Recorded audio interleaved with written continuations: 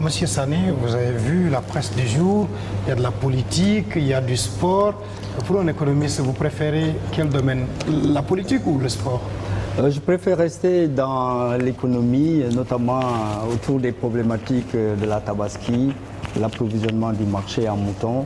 On espère que les prix seront abordables pour le pouvoir d'achat du Sénégalais moyen. Le marché, c'est bien la rencontre entre l'acheteur et le vendeur. Marché souvent difficile à l'approche de la tabaski, où il y a de la surenchère, de la spéculation. Difficile à contrôler ce marché des moutons en veille de fête. Oui, en général, c'est ça. Les marchés sont souvent encadrés, régulés. Mais vous savez, on n'est pas à l'abri de phénomènes spéculatifs au début d'une opération comme la tabaski, parce que les gens jouent aussi sur la rumeur. La rumeur fait partie de la construction des marchés. Donc on peut faire croire que les moutons vont manquer, et si bien qu'il y aura une précipitation des consommateurs pour vouloir acheter tôt leurs moutons, ce qui aura un effet de faire grimper les prix. Mais à l'arrivée, on se rend compte que quand on regarde souvent les invendus qui restent entre les mains de ces vendeurs de moutons, on se rend bien compte que souvent c'était des bulles spéculatives qui ont eu le temps de s'éclater et de revenir à la normale, parce que plus ou moins maintenant on sait que le marché sénégalais est régulièrement approvisionné en moutons pour toutes les bourses. Ça. Alors Ousmane Biram Sané, je rappelle qu'il a été le premier directeur de la Bourse régionale des valeurs mobilières ici au Sénégal. Ensuite, il a roulé pratiquement partout sa bosse. Il a été à la Banque mondiale. Ousmane, la Bourse régionale des valeurs mobilières, quand on en parle, le Sénégalais se demande à quoi bon, ça sert exactement à quoi. Qui achète les actions, ce marché-là, il est fait pour qui? Alors la bourse, c'est fait pour les Sénégalais, c'est fait pour les Ouest-Africains, et c'est un lieu qui permet de mobiliser des ressources pour l'État, avec les emprunts obligataires, pour les entreprises, avec aussi des emprunts ou bien des émissions d'actions. Vous savez que déjà, avant-hier, déjà, il y avait une société cotée sur la bourse qui paye ses dividendes. S'il faut la citer, c'est Total Sénégal. Son atelier est passé déjà. Donc c'est un lieu qui permet de mobiliser de l'épargne pour la mettre à la disposition de l'économie, et au passage, ça permet donc à l'épargnant d'avoir des rendements sous forme de dividendes ou de plus-value. Donc c'est un outil indispensable aujourd'hui pour le financement de nos économies. Vous suivez bien le magazine de la rédaction de la 2STV, les grandes heures, du lundi au jeudi, de 12h à 14h. Quand je parle de la rédaction, c'est l'ensemble des journalistes de cette maison qui participent donc à l'animation de cette émission, de ce magazine, de cette production quotidienne. À mes côtés, à chaque fois qu'on parle d'économie, il est là. Ibrahim Diallo, ça va? Oui, bonjour Ben, bonjour à M. Sané, soyez la bienvenue dans le plateau Les Grandes Heures de la 2STV. La première question vous revient. Oui, la première question, chers téléspectateurs, nous allons essayer de répondre à l'interrogation la monnaie de la CEDEAO, enjeux et perspectives pour cette monnaie communautaire, avec bien sûr M. Sané, économiste, mais aussi ancien directeur de la BRVM, comme l'a annoncé tout à l'heure Ben Matar. D'abord, pour l'actualité, les chefs d'État ont confirmé que cette monnaie allait entrer en vigueur très prochainement dans l'espace CEDEAO. Monsieur Sané, quelle appréciation faites-vous de cette annonce, enfin une monnaie communautaire pour l'espace CEDEAO? Bien, je pense qu'il faut tout d'abord expliquer aux auditeurs c'est quoi la CEDEAO. La CEDEAO, c'est cette communauté économique des États de l'Afrique de l'Ouest qui a été portée sur les fonds baptismaux en 1975 dans l'ambition d'avoir des économies intégrées et d'avoir une stabilité économique et le développement économique et social des populations. C'est 15 pays membres qui la constituent. Vous avez des pays lusophones comme la Guinée-Bissau, des pays anglophones comme la Sierra Leone et le Libéria, et des pays francophones naturellement comme le Togo, le Mali et le Sénégal. Alors, dans la CEDEAO, en parlant de monnaie, on peut distinguer deux camps. Il y a la partie francophone autour de l'Union économique et monétaire ouest-africaine, qui a une banque centrale commune, qui est en face de vous, la BCEAO, et qui a une monnaie commune, le franc CFA. Maintenant, à côté de ces 8 pays, vous avez 7 autres pays qui, chacun a sa monnaie différente. Le Ghana a son cedi, la Guinée a son cili, etc. Aujourd'hui, les chefs d'État ont marqué leur ambition que dès l'année prochaine, on va passer de cette mosaïque de monnaie à une monnaie unique qui est l'éco. Et l'éco donc entrerait en vigueur, si elle devait se produire, en 2020. Alors l'appréciation qu'on peut en faire, c'est que, en première vue, on peut dire que l'intégration est en marche. Parce que la CEDEAO, je comprends, la date 2020 est une date symbolique pour la CEDEAO parce qu'il y a 10 années derrière, elle avait déjà défini une de ses visions qui consistait à dire que la CEDEAO des États n'a pas marché, donc nous allons passer de la CEDEAO des États à la CEDEAO des peuples. C'est ça la vision 2020 de la CEDEAO. Et donc on est à la veille de 2020, il est normal que les chefs d'État, en tout cas pour des ambitions à la fois politico-stratégiques, se disent que c'est une date butoir, il faut qu'on y arrive enfin, parce que le projet de monnaie unique date au moins de 30 ans, et c'est chaque fois remis au calendrier grec. Nous pensons que cette fois-ci, nous tenons le bon bout par rapport à cet objectif, qui reste ambitieux, parce que est-ce qu'on peut dire que dans 6 mois, l'éco va circuler, ou bien que dans 6 mois, vous continuerez tranquillement à payer en francs CFA, le Ghanéen continuera à payer en cedi. C'est la grosse problématique aujourd'hui. Oui, la grosse problématique, mais d'abord, comme vous l'avez dit, il y a eu cette première polémique concernant cette monnaie, c'est-à-dire le nom éco. Beaucoup de personnes se sont demandé pourquoi pas Kola ou autre chose qui sonnait beaucoup plus africain, vu cette interpellation par rapport à la CEDEAO des peuples pour répondre à la tradition africaine. Oui, j'ai même entendu certains qui disaient pourquoi pas l'afro, etc. On peut être pour ou contre. Hein. On peut être contre en disant que j'ai même lu que écho sonnait comme un écho à l'écu, donc c'est pas assez original. Mais aussi les défenseurs de ce nom se disent que dans écho, dans ECOWAS, vous avez écho. Vous savez, ECOWAS, c'est le sigle anglais de la CEDEAO. Oui. Donc, en enlevant ce préfixe ECO, on aurait ici une bonne appellation qui mettrait à l'aise à la fois les francophones et les anglophones. Et peut-être c'est un consensus alors. C'est ça qui a fait peut-être l'objet du consensus, ECO étant le diminutif de ECOWAS. Oui, consensus sur le nom. Maintenant, quel avantage pour cette monnaie-là, compte tenu du contexte socio-économique dans lequel est plusieurs pays de la CEDEAO? L'avantage de cette monnaie-là, pourquoi nous, aujourd'hui qui sommes au sein de l'Union économique et monétaire ouest-africaine, devons-nous laisser le franc CFA au profit de ECO? Alors, je pense qu'il y a 2 aspects dans votre question. C'est quel est l'avantage de l'ECO et pourquoi devrions-nous laisser le franc CFA au profit de l'ECO? Je vais scinder la réponse en 2. En général, dans les associations de pays, dans des expériences communautaires d'intégration, on considère quand même qu'il faut aller vers l'union monétaire et l'union économique.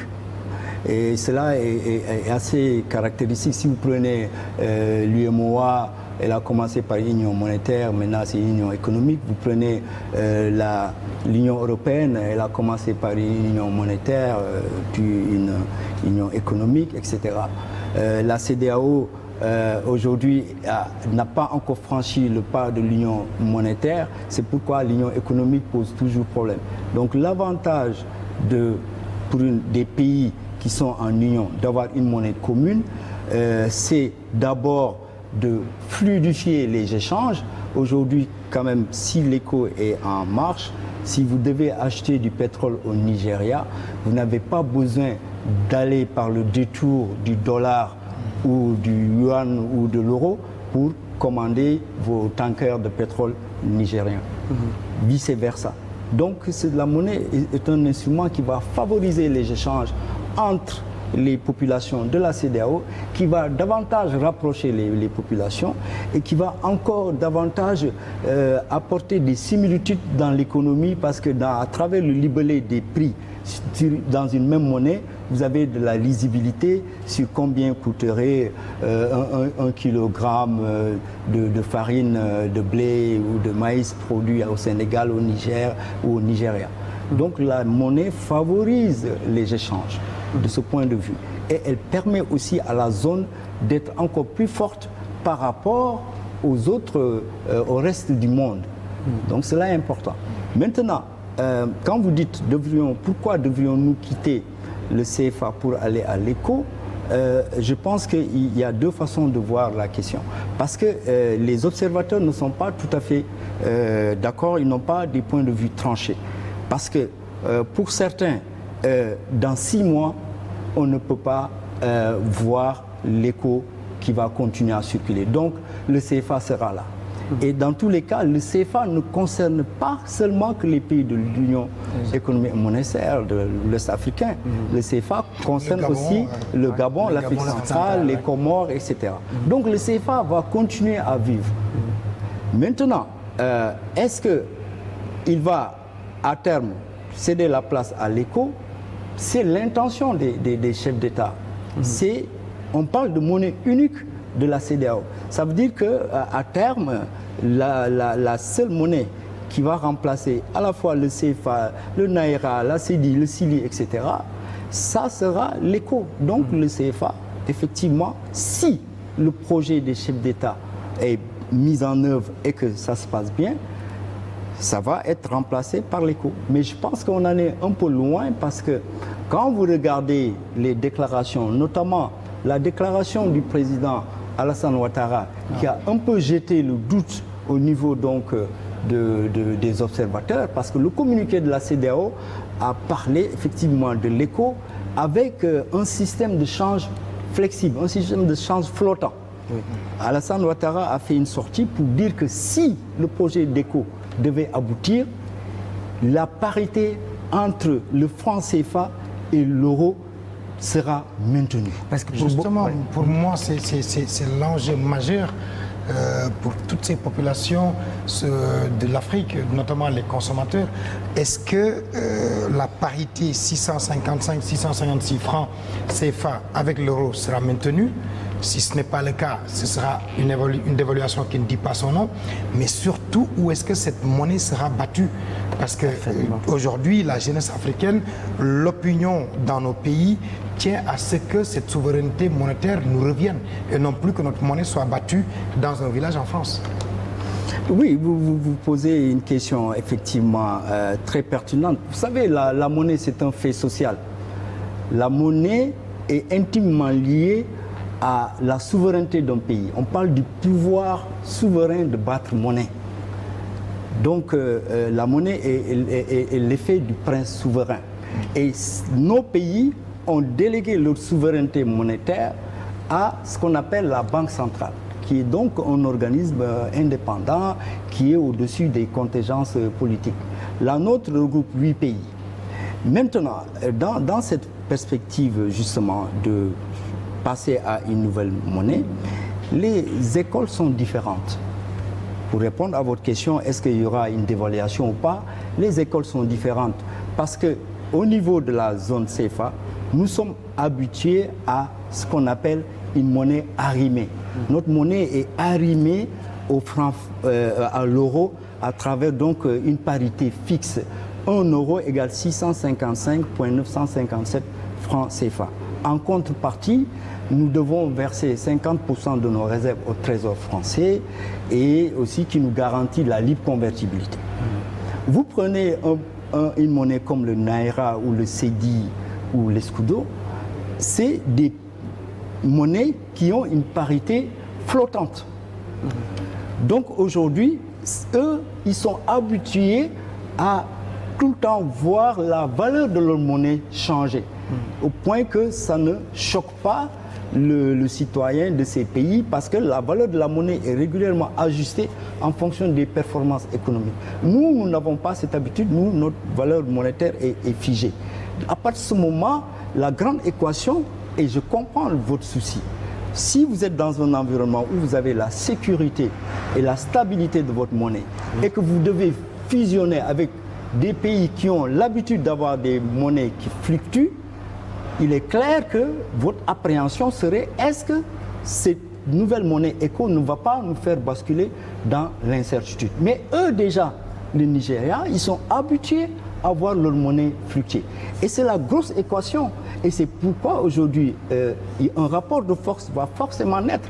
Parce que le Nigeria a toujours voulu qu'il y ait une monnaie commune, mais nous a toujours reproché le fait que notre franc CFA soit dépendant du trésor français. Et le Nigeria voulait mettre fin à cette dépendance. Les pays africains aussi de l'Ouest, membres de la BCEAO, considèrent que la zone CFA présente des performances macroéconomiques. Si vous prenez le taux d'inflation ici, il est inférieur à 3%, alors qu'au Nigeria, le taux d'inflation est à 11%. Donc la gestion monétaire étant différente, c'est sur ça qu'on doit s'accorder pour tranquilliser les populations. Oui, tranquilliser les populations, mais déjà, si on suit vos explications, déjà il y a une dissension politique au sein de cette CEDEAO et on est à 6 mois pour cette mise en œuvre de cette monnaie-là. Donc, est-ce que le délai de 6 mois qui nous reste est raisonnable? À mon avis, le délai de 6 mois me paraît très court. Mais comme je l'ai dit au départ, je le rappelle, dans mon analyse, je pense que l'année 2020 est une année symbolique pour la CEDEAO. Parce qu'elle veut passer de la CEDEAO des États à la CEDEAO des peuples. Il y en a qui disent que ce n'est pas réaliste.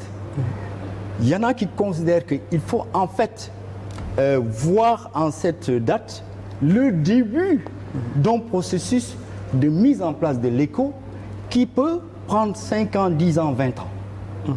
Alors, je penche plus pour cette thèse parce que pour que l'éco puisse se mettre en place, il y a des critères que les pays doivent respecter. On parle des critères de convergence. Pour que vous ayez une monnaie commune, il faut que vous soyez en harmonie, il faut que vos économies soient convergentes. Parmi ces critères de convergence, on dit par exemple que le déficit public ne doit pas dépasser 3% du PIB. On dit que votre endettement ne doit pas dépasser 70% du PIB. Or, vous savez, dans les pays de la CEDEAO, il y a des pays qui sont à des taux d'endettement qui sont supérieurs à 100% de leur PIB, des pays comme la Gambie par exemple. Et par contre, vous avez des pays comme le Sénégal dont le taux d'endettement est inférieur à ce ratio. Parce que, aussi, le fait qu'on soit membre de la Banque centrale, de l'UEMOA, nous avons déjà une tradition de gestion monétaire communautaire et d'aller vers les critères de convergence et le respect. Quand vous prenez le taux d'inflation, ici on est à moins de 3%, au Nigeria vous êtes à 11%.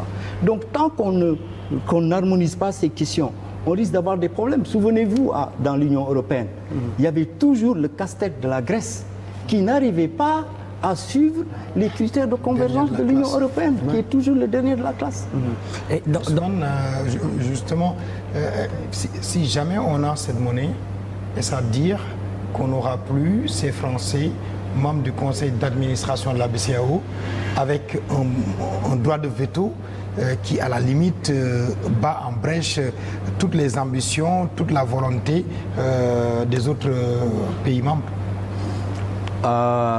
Je pense que si on se projette, et pour qui connaît le leadership que le Nigeria a toujours voulu exercer sur la CEDEAO, il est à peu près certain, et les Nigérians n'ont jamais affiché leur antipathie vis-à-vis de nos rapports avec le Trésor français, il est à peu près certain que la CEDEAO n'acceptera pas ce tutorat de la France sur l'éco, tel qu'on le voit aujourd'hui dans la zone CFA. C'est à peu près certain. Parce que pourquoi, par exemple, on serait sur le tutorat de l'euro? Pourquoi pas sur le tutorat du dollar? Pourquoi pas le yuan? Parce que aussi la Chine aujourd'hui développe des relations avec les pays ouest-africains. Si vous prenez aujourd'hui les transactions sur le plan international, presque 90% des transactions aujourd'hui sont libellées en dollars. Si vous prenez la dette extérieure aussi de nos pays, la plupart de cette dette est libellée en dollars. Donc pourquoi ne pas s'adosser au dollar? Pourquoi l'euro, etc. Mais par rapport vraiment à la gestion monétaire, je vois mal une puissance extérieure à la CEDEAO siéger au conseil d'administration de cette future institution monétaire. Toujours une question avant l'arrivée de... Toujours sur le plan continental, on a assisté tout récemment avec la venue de la zone économique de libre-échange. Quel pourrait être l'impact de l'éco par rapport à cette zone, ou bien l'apport de l'éco par rapport à cette zone économique de libre-échange continentale? Je pense que l'apport de l'éco par rapport à cette zone économique continentale, c'est que déjà, elle va préparer l'ensemble des pays de la CEDEAO, les 15 pays membres, à être plus forts par rapport à des blocs hégémoniques comme l'Afrique du Sud, etc. Donc les pays de l'Afrique de l'Est également. Donc nous serons mieux armés encore en ayant cette politique de convergence, en ayant cette monnaie unique, en ayant cette libre circulation des biens, des services et des marchandises entre nous, nous serons mieux armés pour absorber les effets favorables de cette zone de libre-échange au sein de l'Afrique. Voilà, ça c'est quelque chose d'important. Ben, je pense que c'est bon. 12h35, l'heure de la deuxième rubrique, le tour du net. Dans un moment, sera avec bien sûr Mariam Diop comme tous les mercredis.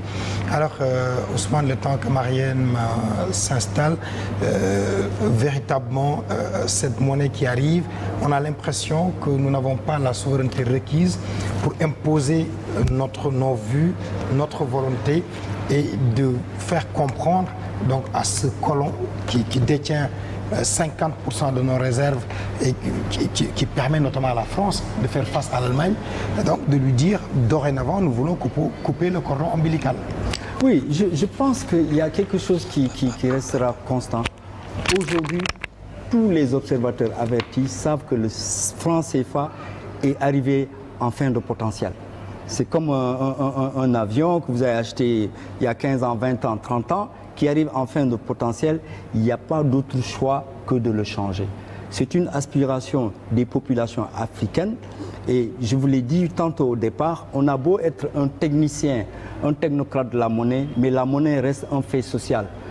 La monnaie, c'est une souveraineté que le peuple a donnée aux États. Donc pour vous, difficile de se développer aujourd'hui? À mon avis, le franc CFA doit être réformé. Et ça ne peut tarder, ça ne peut résister à la pression populaire. Et c'est ce qui va se passer. Et je pense que la perspective de l'éco permettra de réformer le franc CFA, quitte à ce qu'on positionne les pays jadis du franc CFA dans une position de leadership, parce qu'on a quand même une bonne expérience de la gestion communautaire d'une monnaie commune. Ça, c'est ça que je vois comme avenir, mais le CFA tel qu'il est actuellement n'a pas d'avenir. Le président ivoirien Alassane Dramane Ouattara, pour avoir été dans les institutions internationales, dans les institutions de Bretton Woods, le FMI notamment, pour avoir été gouverneur ici, quand il parle de cette monnaie, ça crédibilise et on devrait quand même l'écouter, parce qu'apparemment de tous ses collègues, tous ses pairs chefs d'État, il est celui qui naturellement maîtrise le mieux cette question-là. C'est normal parce que bon, ils ont été moulés dans le franc CFA, ils ont une certaine orthodoxie, une certaine déontologie, c'est des banquiers centraux. Mais il faut écouter le peuple, les aspirations du peuple, personne ne peut les repousser. Si cette jeunesse africaine aspire à un changement, on ne peut que l'écouter et essayer de répondre. Parce que le rôle d'un dirigeant, le rôle d'un gouvernement, c'est d'être au service des populations. Et si la pression populaire veut qu'on change le CFA, je pense que cette monnaie doit être réformée et passer à autre chose, à mon avis. L'aspiration populaire, ce n'est pas une question, une problématique soulevée juste par l'élite. Moi je mets plus l'accent sur l'aspiration populaire parce qu'on a souvent essayé d'enfermer ce débat en débat de technocrates. Or, si on reste dans la technocratie, on va toujours dire que non, c'est pas sûr, c'est pas ceci, c'est pas cela. Mais moi, je pense que le souverain, c'est quelqu'un qui est à l'écoute de son peuple. Si la jeunesse africaine dit que nous ne voulons plus de ce franc CFA, nous avons l'obligation, nos techniciens, nos économistes, de répondre à cette aspiration pour voir quelle est la monnaie qu'il faut pour répondre aux aspirations de nos populations. À mon avis, le CFA est arrivé en fin de potentiel. On ne peut pas continuer avec une monnaie pendant 59 ans, 60 ans sans la réformer. Ce n'est pas possible. Il faut qu'on accepte d'apporter des réformes. Et ça, un pays ne peut pas marcher avec des réformes. sans des réformes. Il faut tout le temps réformer, remettre en cause pour aller de l'avant. Et je pense que le CFA ne peut pas se soustraire à ce changement. Ousmane Birame Sané, premier patron de la BRVM, la Bourse régionale des valeurs mobilières ici au Sénégal, économiste, il est donc l'invité de ce midi. Ousmane, l'écho avec l'exploration pétrolière qui arrive au Sénégal, horizon 2023, vous vous dites, même si le CFA est arrivé à bout de souffle, ce serait bien que cette exploration se fasse avec une monnaie nouvelle dont le taux de change serait fluctuant. Écoutez, je pense que ce qu'il faut souhaiter, c'est que quelle que soit la monnaie qui sera là au moment où le Sénégal va produire son premier baril de pétrole, il faut souhaiter que ce soit une monnaie crédible, une monnaie convertible, une monnaie bien gérée, pour que nous puissions effectivement mieux valoriser nos ressources naturelles que sont le pétrole et le gaz. C'est important. Et normalement, l'avènement de ces ressources aussi, leur exploitation, va contribuer à renforcer aussi notre monnaie, quelle que soit celle qui serait là. Bon, maintenant, c'est clair que si vous rentrez dans des considérations de monnaie fluctuante, nos pays ont des difficultés à soutenir les chocs exogènes. Par exemple, on a vu le cas du Nigeria. Quand le prix du baril de pétrole baisse, le Nigeria a mal pendant que le Sénégal sourit. Parce que nous, la facture pétrolière nous coûte cher, donc quand le prix du pétrole baisse, nous sommes vraiment contents parce que ça fait moins de devises mais, à sortir. Mais pour le Nigeria, ça fait moins de devises à entrer. Donc vous voyez, ces questions techniques-là sont aussi importantes. C'est pourquoi ce qui est important, c'est d'avoir une monnaie forte, une monnaie bien gérée, une monnaie crédible.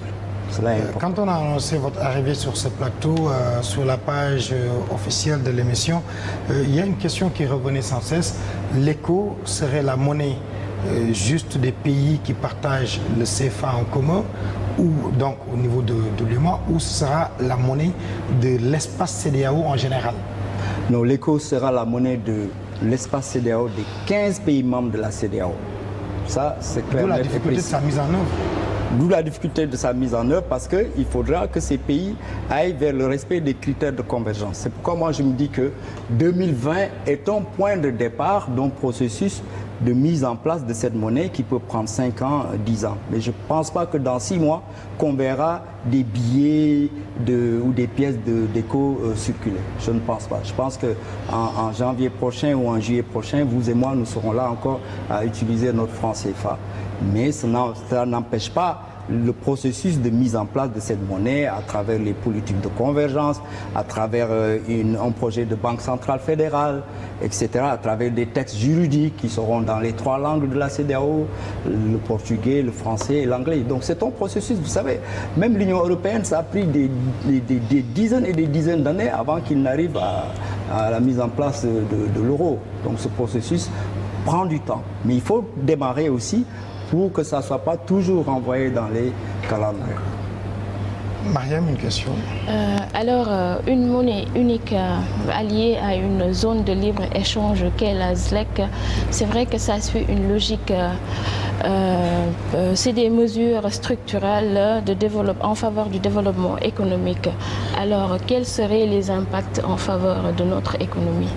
Oui, je disais tantôt, aujourd'hui, si la CEDEAO a une monnaie unique, elle est encore mieux armée par rapport donc à la zone de libre-échange, parce que ça fera que déjà nous, à l'intérieur de nos frontières, nous avons des marges de compétitivité, prix, des marges de compétitivité, coûts, etc., qui feront que à l'intérieur de notre espace, nous pouvons renforcer nos échanges et également être prêts à absorber les aspects favorables de ce grand marché qui est donc l'Union africaine.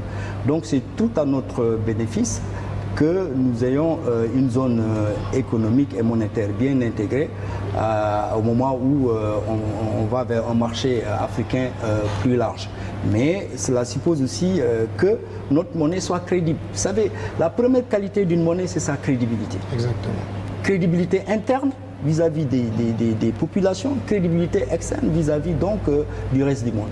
Si vous avez une monnaie crédible, vous avez commencé à vraiment réussir votre politique économique. Merci. On a fait le tour de la question avec les économistes et les scientifiques. Tout est normé, 12h50 pile. On a respecté le timing. Merci à vous, Ousmane Sané. C'est un plaisir de vous retrouver. Ça fait pratiquement 15 ans que je ne vous vois pas. On était jeunes journalistes. On allait à la chambre de commerce pour voir, comprendre ce qu'est la Bourse nationale des valeurs mobilières. Quand on vous retrouve plus de 10 ans après, on se dit que des chemins parcourus. Merci à vous. Merci Ben, merci à 2STV, merci à Diallo et c'est toujours un plaisir d'être à votre service sur les plateaux.